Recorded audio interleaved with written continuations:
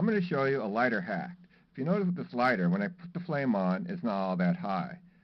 But the regulator said is on the highest level. Now this lighter still has a little bit of juice left. So what I'm going to show you how to do is adjust the regulator so that way you can have your lighter with the higher flame. The first step is just remove this metal clasp, or the metal guard here. Just push it out and just remove it. And use the regulator to have it on the highest setting and just lift it up.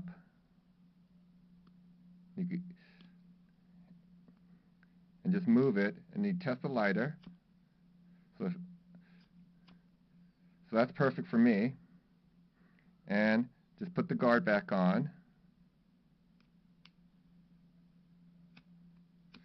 And there you go. That's the low setting, and that's the high setting. So that's all you need to do. Thanks for watching.